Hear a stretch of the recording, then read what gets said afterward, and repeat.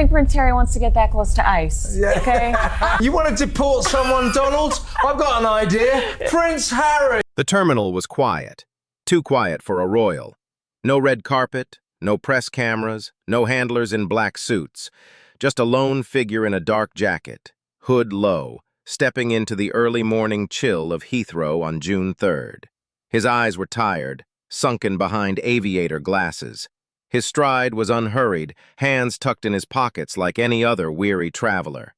But this was no ordinary man. This was Prince Harry, returning to the UK without warning, without Meghan, and without a single word to the press.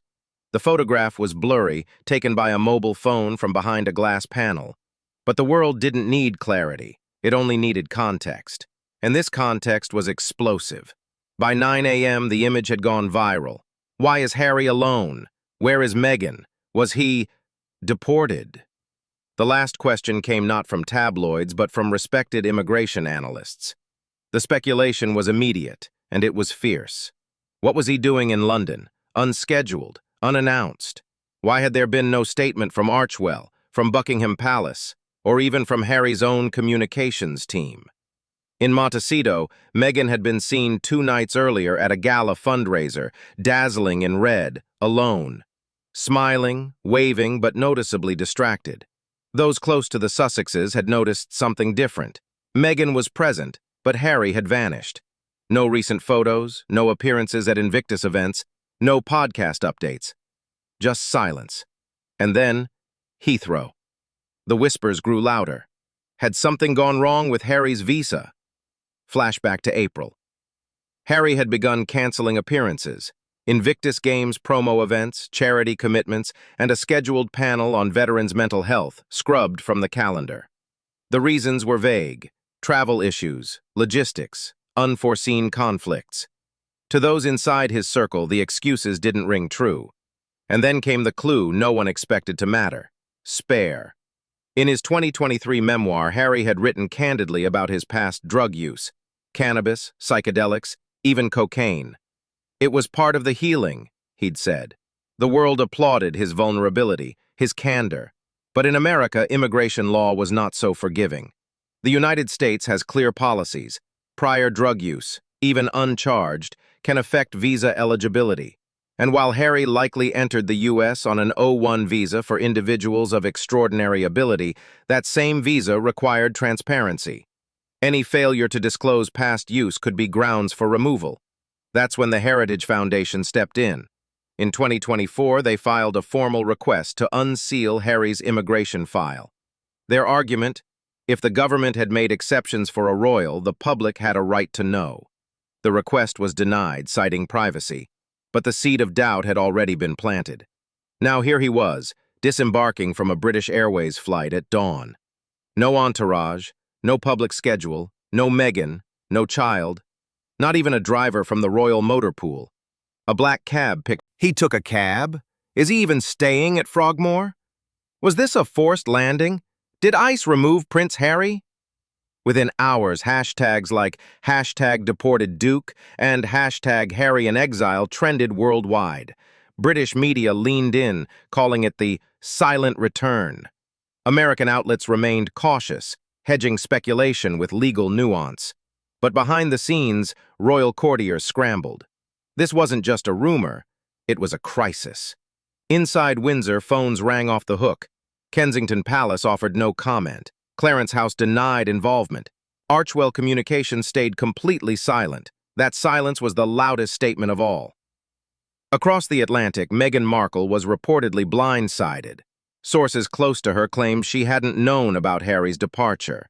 One friend told The Telegraph, "She found out through the news, like the rest of us." By noon, Buckingham Palace was in full lockdown mode.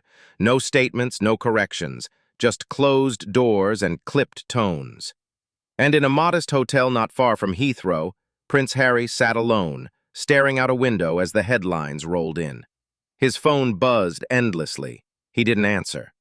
Whatever had brought him home, it wasn't part of the plan. And whatever he'd left behind in California, whether willingly or under pressure, had opened a new chapter the world never expected.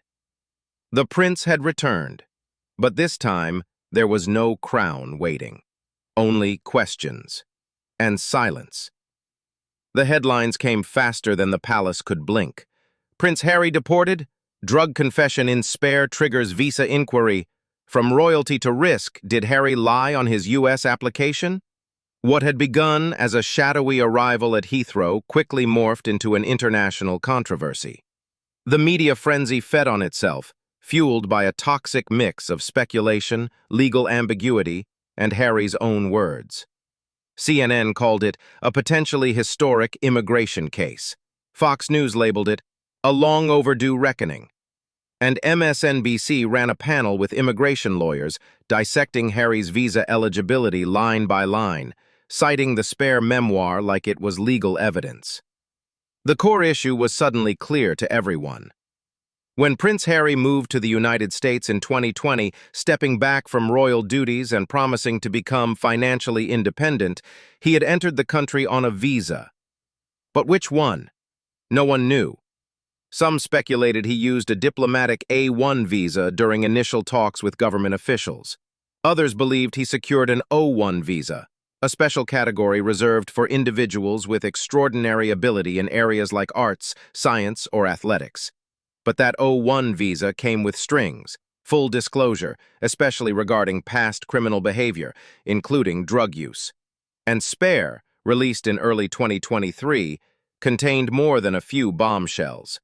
I did cocaine, Harry had written. It wasn't much fun, and it didn't make me feel particularly happy. But it did make me feel different. And that, in a memoir celebrated for its rawness and vulnerability, the sentence was lauded for breaking stigma. But now, it was being reviewed under a far less forgiving lens. U.S. immigration law was clear. Prior drug use, even without criminal charges, could result in visa denial or revocation, especially if the use wasn't disclosed on application forms. Harry's honesty, intended for healing, had possibly created a legal landmine. The Heritage Foundation capitalized on that. Their legal petition, filed in 2024, requested Harry's immigration records be unsealed under the Freedom of Information Act, FOIA. They argued that, as a public figure who admitted to violating U.S. immigration standards, Harry's records were a matter of public interest. The Department of Homeland Security declined, citing privacy, but the refusal only fueled suspicions. If there was nothing to hide, why not confirm the visa's legitimacy? Royal insiders were caught in a bind. Any acknowledgement of the issue would validate the crisis. Silence, however, only added oxygen to the fire. Meanwhile, conservative politicians in the U.S. began to circle. One senator from Texas posted a now viral tweet. Our immigration system must apply equally to all, whether you're from El Paso or from Buckingham Palace. Deportation isn't selective. A House Judiciary Committee aide leaked a draft memo discussing non-resident visa compliance with a subheading, The Duke Dilemma. Suddenly, Harry wasn't just a former royal. He was a political football in the middle of a divided America. And Harry? He hadn't said a word. Even as public interest exploded, even as memes flooded Twitter and news tickers looped his Heathrow photo hourly, the prince remained silent. No statements, no appearances. But others spoke for him. One of Harry's former military comrades, now based in Sussex, told Sky News, "This isn't the man I knew in Afghanistan. Harry was always the first to speak, to defend his team. Now, he looks beaten. Whatever's going on, it's not just legal, it's personal." Back in California, Meghan Markle's schedule was suddenly scrubbed clean. Her Met Gala appearance, dazzling and solo, had made waves. But since Harry's departure, she'd gone dark. No charity post, no podcast mentions, just a string of unanswered press inquiries and growing silence from Archwell's PR team. Royal commentators began to notice. If Harry had returned home voluntarily, why the secrecy? Why no coordinated messaging from his wife? Why no statement from Archwell, which had always been meticulous about optics? And why, if it was all legal and planned, was Meghan, so carefully composed for years, now described by insiders as panicked and... In Montecito, neighbors reported seeing a black SUV outside their gated mansion for 3 days straight. Rumors swirled that legal advisors were flown in. One outlet speculated that Meghan had attempted to contact the Biden administration directly through Democratic Party allies. In London, Parliament members began to murmur. Would the Home Office be forced to weigh in? Could the U.S. revoke Harry's visa permanently? The silence from both governments was strategic, but it was beginning to crumble under the weight of public interest. And through it all, the man at the center of it remained hidden. Prince Harry, once the royal who walked behind his mother's coffin and later strode away from the monarchy, was now confined to silence. Exiled? Voluntarily? No one could say. But one thing was certain. The visa wasn't just a piece of paper. It was the thin line separating Harry from the life he'd built and the one he might now be forced to rebuild. And the storm was just beginning. The corridors of Clarence House echoed with a silence far louder than shouting. It was the afternoon of June 17th, and the royal inner circle had convened an emergency meeting behind closed doors. The media frenzy over Harry's rumored deportation had exploded far beyond what any of them had anticipated. International headlines painted the monarchy as either enforcers of silence or bystanders to a public unraveling. There was no middle ground. King Charles III sat at the head of the polished oak table, flanked by Queen Camilla and Prince William. The rest of the room was filled with royal cabinet members, senior aides, media strategists, and private legal counsel. The mood was grim.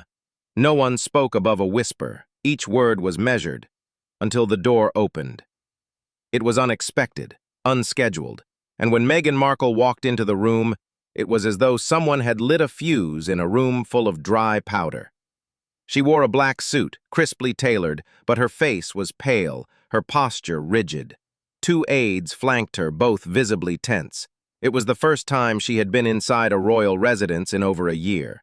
She was not on the invitation list. She had not requested approval to attend, but she was there, and she had something to say. Initially, she said nothing. She sat in the back row, silent, eyes locked on Charles. The room shifted uncomfortably, unsure how to proceed. Royal meetings follow protocol. They are clockwork in structure. Who speaks, who responds, who leads. Meghan had shattered that structure with her mere presence. For 20 minutes, the discussion trudged forward. Damage control, media statements, digital containment. But as a senior aide began briefing the group on potential legal wording for a public clarification regarding Harry's visa status, Meghan stood. "I need to speak," she said. The room fell silent. The request had bypassed protocol. Traditionally, speaking rights in such meetings are granted by senior-ranking officials, never self-claimed. But no one stopped her. "Harry is not to blame," she said, her voice shaking. "You're killing him slowly. You're letting the world destroy him while you sit here and strategize headlines."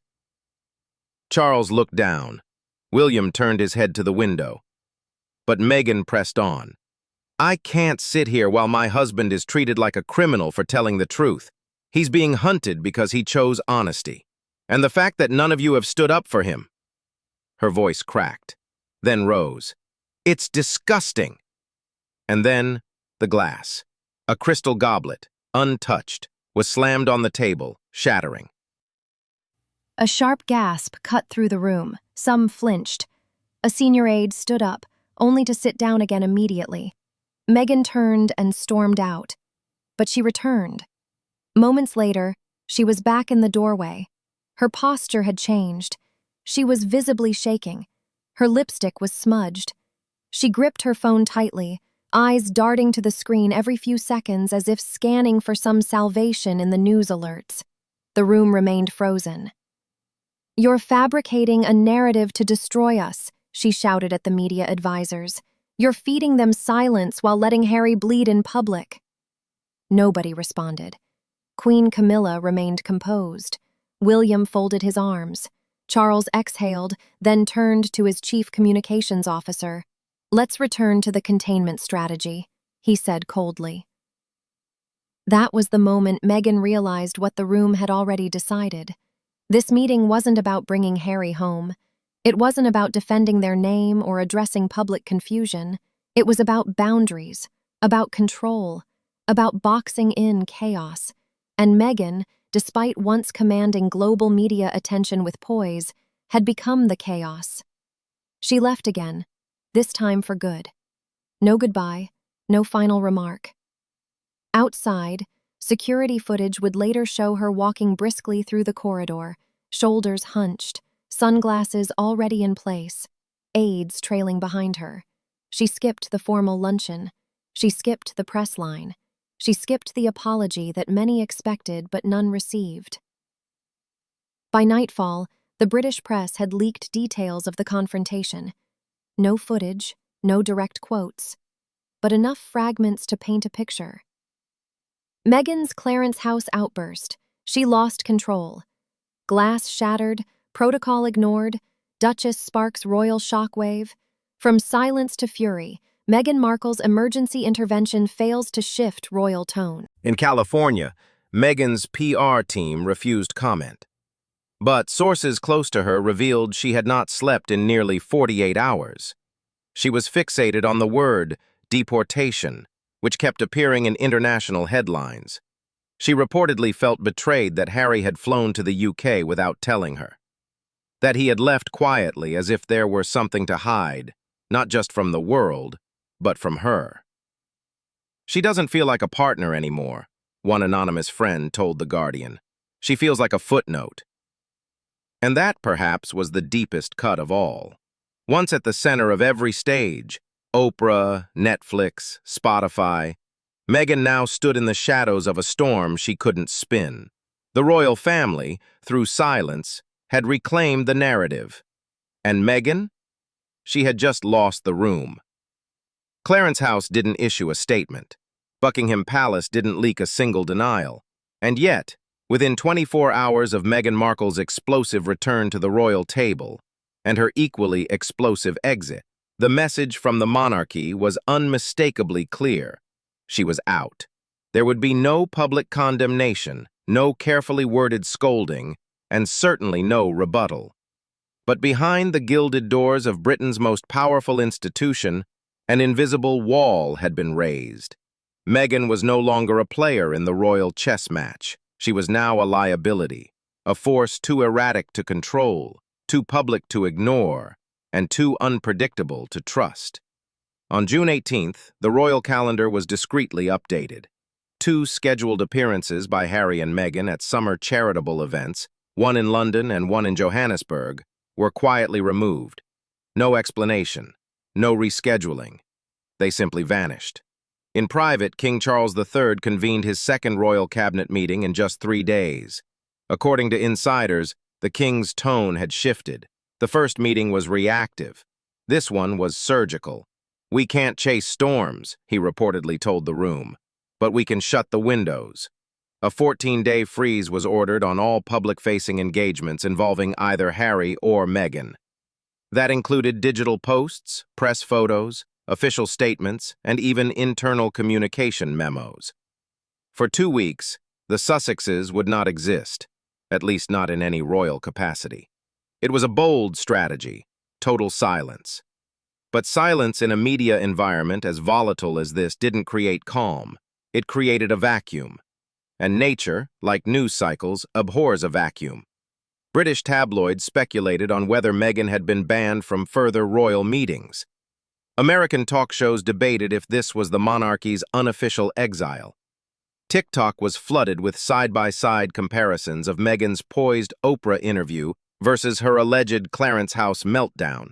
Hashtags like hashtag Meghan meltdown and hashtag royal freeze trended globally. Meanwhile, Prince William surfaced the next day in Bristol for a community event.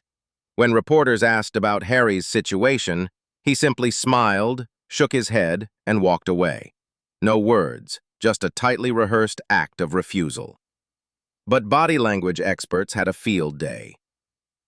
His posture was defensive, one analyst said on ITV. He may not be speaking publicly, but the disapproval is there. Back at Clarence House, Queen Camilla kept her usual poker face, though an incident later that week revealed the cracks in the royal armor. After attending a Guildhall luncheon, she was approached by reporters about Meghan. Her reply was unusually curt. "Stop asking disrespectful questions about matters unrelated to official duties," she snapped. It was the first sign that even the steadiest royal hands were tiring of the drama. But Meghan, she wasn't retreating. Despite being frozen out of formal proceedings, she made moves of her own. Political analysts in California confirmed that Meghan had reached out to at least 3 Democratic Party media strategists in the days following Harry's UK reappearance. Though the purpose of those calls wasn't confirmed, it ignited speculation about a potential pivot from Duchess to political voice. Could she be preparing for a more radical shift? A Senate run? A policy campaign? A documentary exposé? Publications from The Atlantic to Vanity Fair ran with the narrative. "She's been cut off by the crown," wrote one op-ed, "but Meghan doesn't need the throne, she only needs a microphone." Still, for all her boldness, her foundation was cracking. Netflix reportedly paused development on upcoming Archwell projects. Spotify, already disengaged months prior, offered no defense of the Duchess when asked by reporters. A source close to a major publishing house revealed that interest in a spare-style memoir from Meghan had cooled significantly. Meanwhile, inside the palace walls, the emotional toll was heavier than anyone admitted. Harry, now in Windsor, remained secluded. He was rarely seen even by former aides.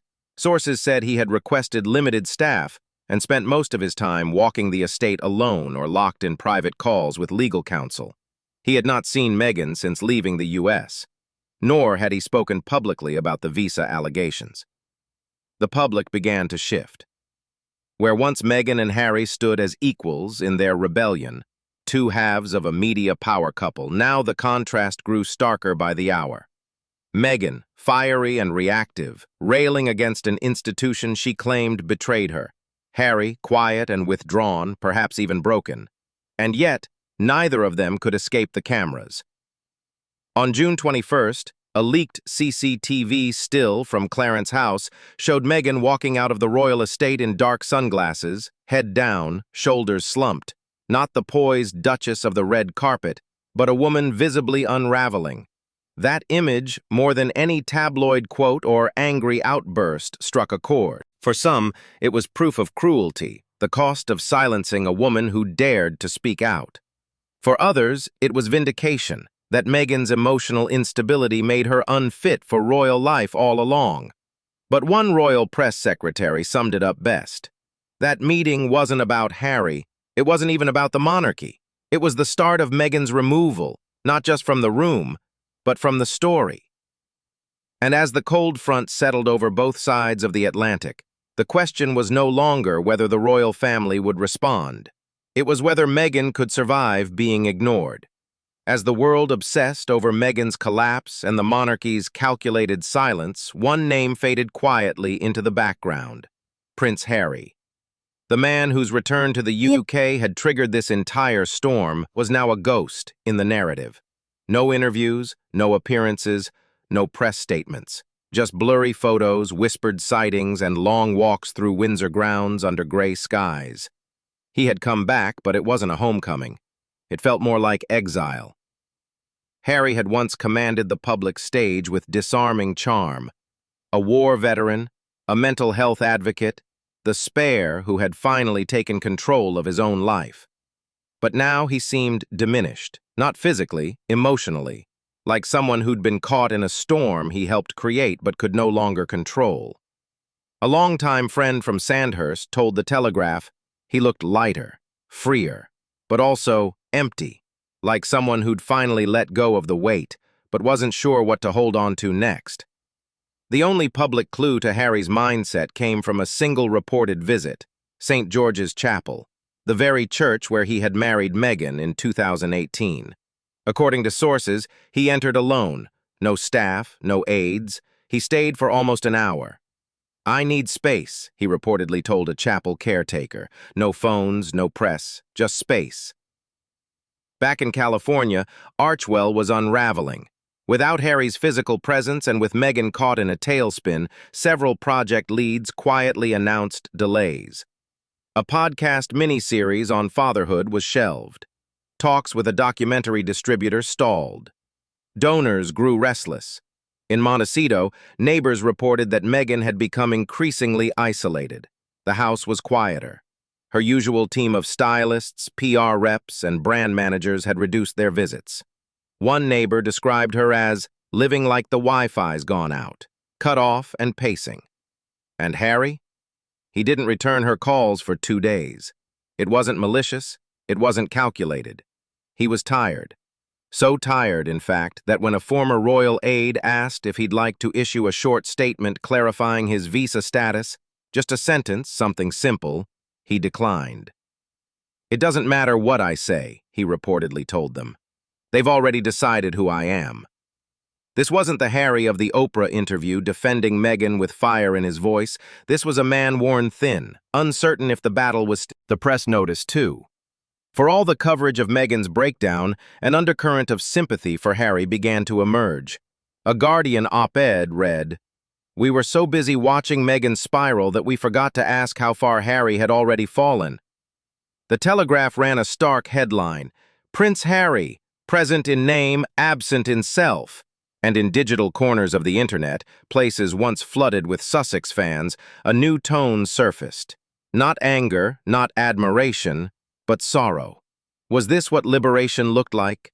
The man who had renounced royalty, crossed oceans, and challenged the most powerful institution in British culture now stood alone, neither fully in nor fully out, no longer the rogue prince, nor the celebrated reformer, just a man without a platform. Psychologists interviewed by BBC speculated on the toll. When someone who was once central to a movement, be it political, cultural, or familial, withdraws so completely, it's often not peace. It's disorientation, said Dr. Lucinda Grant. They're not disappearing by choice, they're retreating because they no longer recognize the story being told. In this case, that story had become Meghan's. From the beginning, they had been a brand, Sussex Royal, then Archwell, then just Harry and Meghan. But as the relationship strained under the weight of public pressure, legal scrutiny, and emotional exhaustion, Harry's identity within that brand began to vanish. Every major initiative carried his name, but not his presence. Every headline featured his marriage, but not his voice. And as Meghan fought to maintain control of the narrative, Harry seemed to silently concede it. Not to the monarchy, not to the press, but to the reality that some battles cannot be won with microphones or memoirs. Just weeks before returning to the UK, Harry had been spotted in Montecito, alone, walking his dog near the edge of a park. A passing resident described the scene. He looked gone, like someone who was standing still while everything moved around him. That image became emblematic. Not a scandal, not a spectacle, just a quiet figure walking away from noise that once defined him. Now, inside Windsor walls, Harry remained mostly invisible. And perhaps that was the truest reflection of the moment. Meghan, for all her defiance and fire, still occupied the spotlight. The royal family, with its centuries of structure and silence, had resumed business as usual. And Harry? He was the question neither side wanted to ask out loud. Not, where is he? But, who is he now? And when the noise finally fades, when the monarchy resumes its ceremonies and Meghan recalibrates her next move, will Harry still be part of the story, or just the ghost of a rebellion that lost its way?